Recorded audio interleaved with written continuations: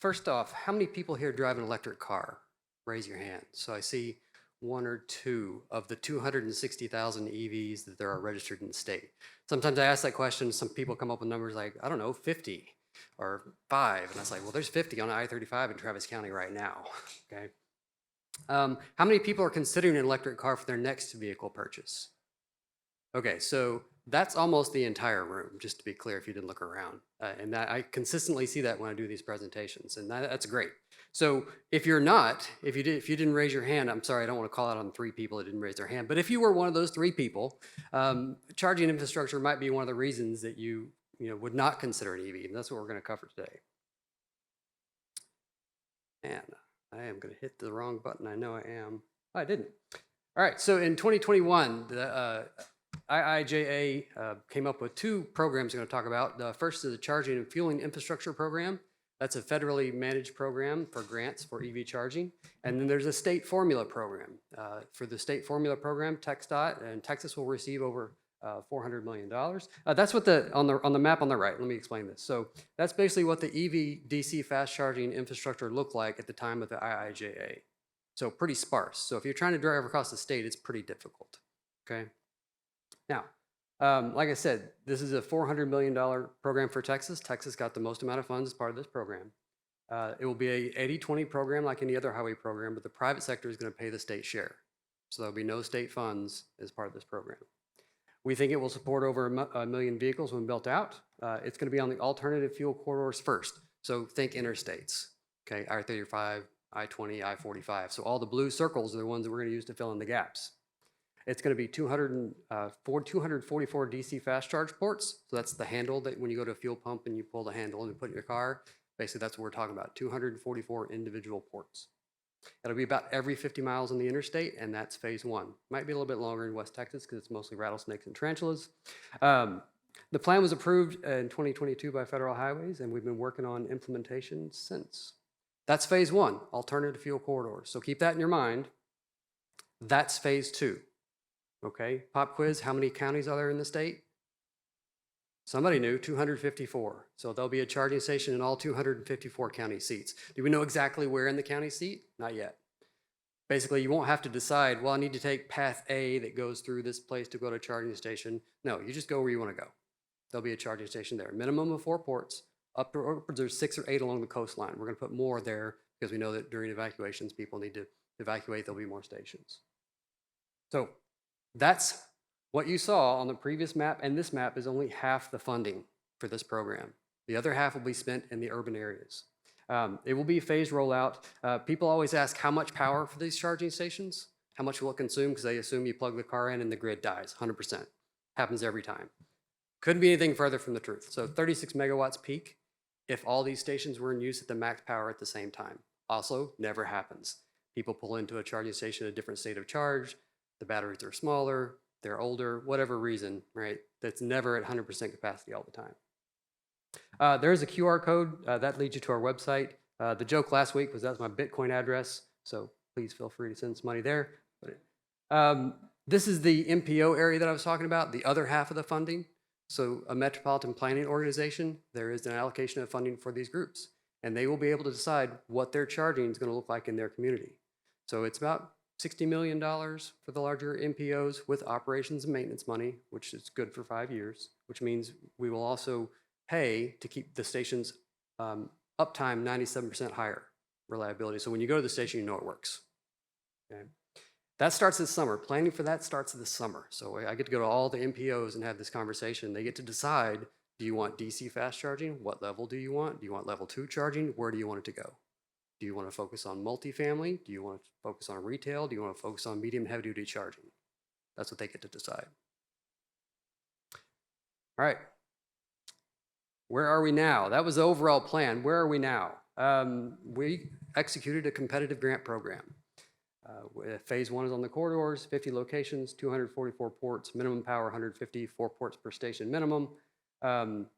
And peak power of 36 megawatts. For comparison, we have an old number for Bitcoin mining, 1,500 megawatts in 2022. I know that's about double. It might even be triple now because of the run-up in Bitcoin. Things that happened in 2023, 2024. It has been very busy. extremely busy. This is lightning fast for any type of program. But federal rulemaking happened. We got authority to actually execute the program from our commission. We put the call for projects out there. We received over 310 proposals for those 50 sites from 38 different companies. So very healthy application process. Unfortunately, we had to score them all, and we did that in about 6 weeks. So we had you had a qualitative score and a quantitative score. We combined that for a total score, and we selected the top scoring applications for each location. Every location had at least 2 or 3 applications, so we had a lot of good choices. The first 30 locations, which is the bottom of the screen, will be added to the statewide transportation improvement plan. Happening now. Once those are approved by Federal Highways, we can actually give notice to proceed for construction. That will probably happen in May, June timeline. So you'll see the first 30 go in May or June. The remaining 20 have to go through the transportation process through the MPOs. They have to go through their local boards. It'll take a little bit more time, but you'll see those happening probably in May and then in the fall. Okay. How did we do this? We created a grant program from scratch. We created a whole series of documents, program manual in case I get hit by the crypto lottery bus, an application where you could apply for all 50 sites in one application. We didn't want 50 sets of documents for every application. People were very appreciative of that. A scoring worksheet, site host form, environmental influence form, and all of our results are published on our website. So we have an overall summary and a detailed summary that tells you by study area what the cost was, how many ports there'll be, where they're going to be. We have lots of fancy dashboards I'll show you in a second. Now, we spent the remainder of our graphic design budget on this cartoon, so you can enjoy that. But basically, in the Texas plan, we said that we're going to have both connectors. There are basically 2 types of connectors that are most common. There's a North American Charging Standard. How many people have heard of that? Now you have. Basically, Tesla created it, and then the entire industry adopted it. And then there was a CCS1 standard, which was in the federal rule. So we kind of had this 2 system where the federal rules said we had to do this, but states were allowed to add on top of the federal rules. And that's exactly what we did, because 60% of the vehicles in Texas that could DC fast charge had the NACS port. So basically what that means is if you have an electric car today, or you decide to buy one next week or next year, you can use these stations. You don't have to worry about it. They'll have both ports. They made the configuration may be different. There may be 2 cables, or there may be some type of magic adapter you have on the end of it, but it will work with your vehicle.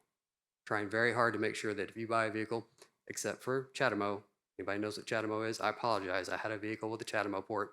Even Nissan got away from it. So sorry for the CHAdeMO folks. But basically, buy an EV, it works with this network. All right, very fancy, already out-of-date schedule. This just tells you where we've been and where we're going. Again, 2025, automakers are going to start putting the NACS port on their vehicles from the factory, so that's super important. If you bought a vehicle that has a CCS port on it now, those manufacturers are giving you an adapter to work with these stations. And just recently, the Tesla network was opened up to Ford and I think GM soon, or maybe next, and the slew of other manufacturers will start using the Tesla network this year, so that's very important. Like I said, construction takes a long time. Most of the time it's getting the equipment, the transformers, switchgear, meters, all that stuff. We all know that takes forever, but we know this is a long-term program and we're giving up time for quality. We understand that. Now, we have a whole series of documents and websites to communicate this information. We have an EV landing page. If you go back and you'll have this PowerPoint later, but this is our EV landing page. Everything about it is here. If you want to be on the list to receive updates about the program, you can subscribe for updates with an email address, as many as you need. Any documents we receive from Federal Highways or any results are posted on this page. And in this PowerPoint, the title is actually a link to the page as well.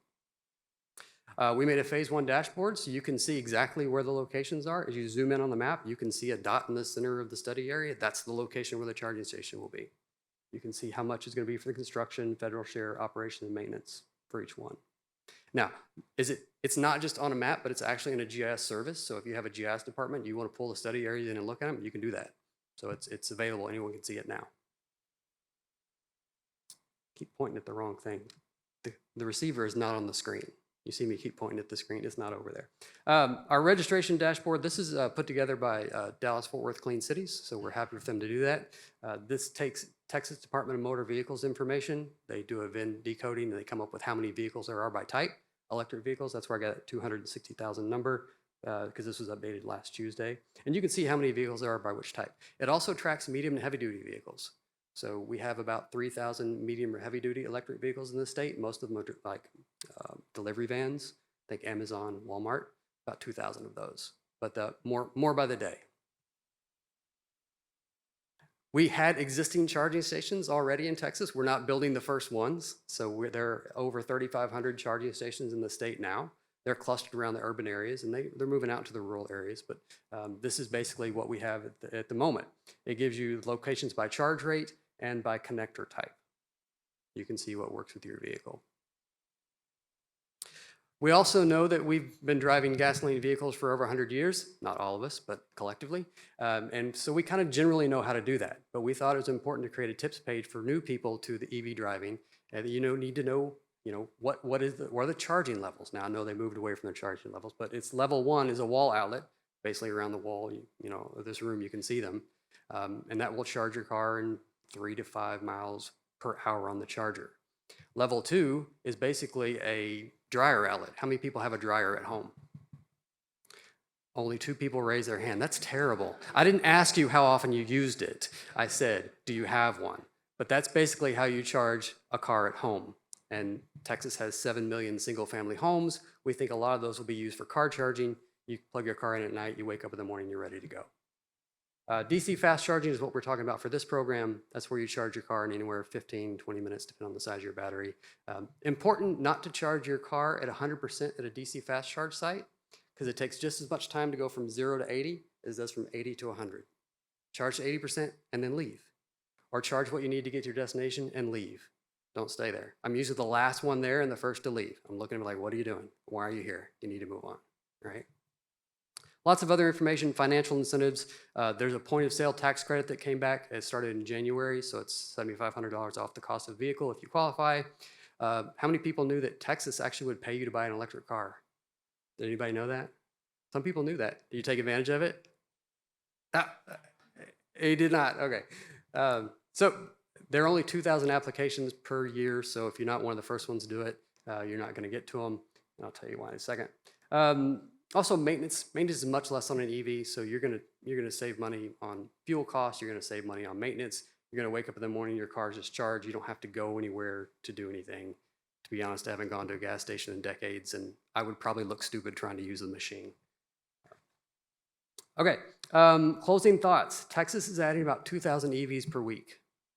Sometimes a little less, sometimes it's a little more. It's kind of lumpy, right? Each month is different.